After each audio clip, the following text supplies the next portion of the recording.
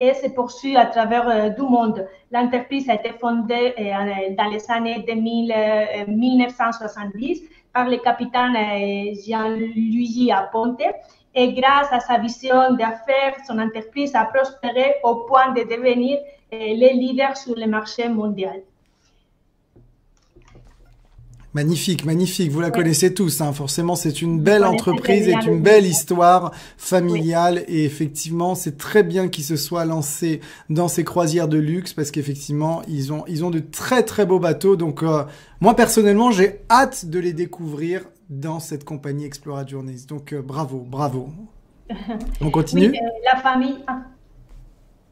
Vas-y, vas-y, Laïlège, on peut continuer, c'est Ah, parti. oui, oui, oui. Donc, la famille Apontevaro, ils sont nus depuis longtemps les rêves d'avoir cette compagnie qui va définir l'expérience des croisières de luxe traditionnelles, conventionnelles. Et ils sont nus depuis longtemps cette rêve et maintenant ça se matérialise son rêve. Et c'est une compagnie, nous ne nous considérons pas comme un fournisseur de croisières, mais comme un créateur de voyages. Explora Journeys va redéfinir l'expérience des croisières de luxe traditionnelles. Top, top, top, top.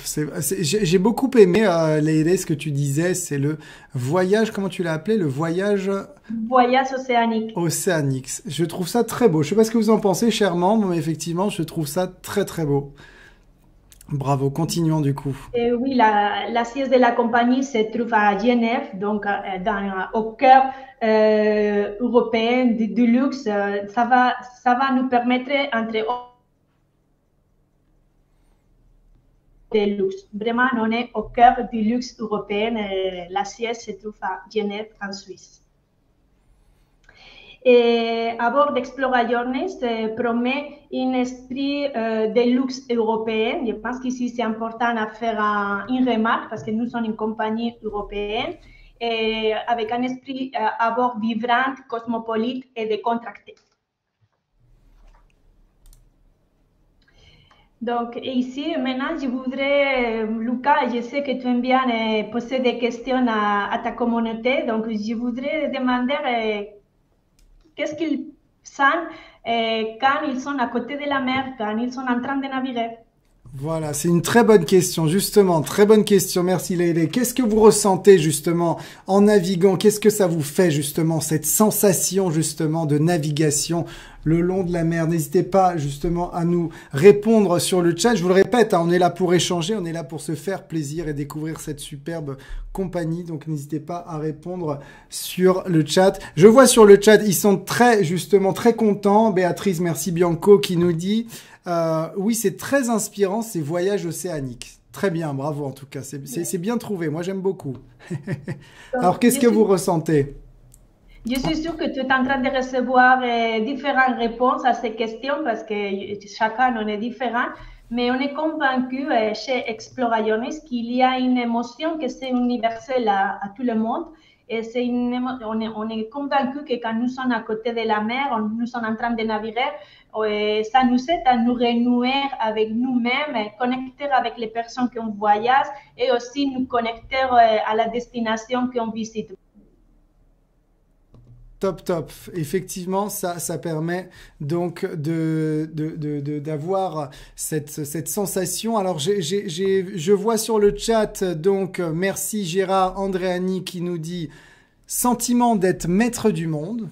Très bien, ouais, c'est vrai, c'est vrai. Ça, c'est très personnel. Il n'y a pas de bonne ou mauvaise réponse. Au contraire, hein, on est là justement pour échanger. On a Virginie qui nous dit une sensation de liberté, effectivement. Michel Veil-Willow qui nous dit émotion, belle sensation de liberté. Voilà, la liberté, je vois que c'est commun à plusieurs personnes.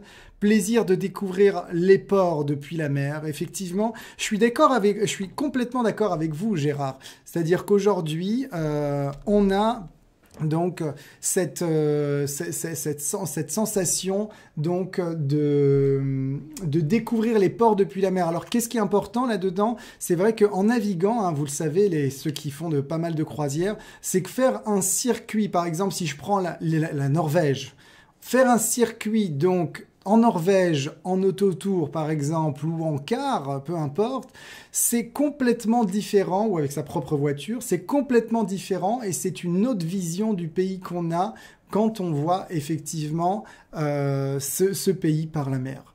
Donc effectivement, c'est, je pense, deux voyages différents. Là, je vois Corinne de Moreno qui nous dit sensation de détente, Virginie Escoffier qui nous dit sentiment de curiosité grandissant. Effectivement, vous êtes beaucoup effectivement à faire de nombreuses croisières et je vous remercie. Et c'est vrai que cette sensation, elle est vraiment, vraiment importante. Donc voilà, merci en tout cas pour ces partages.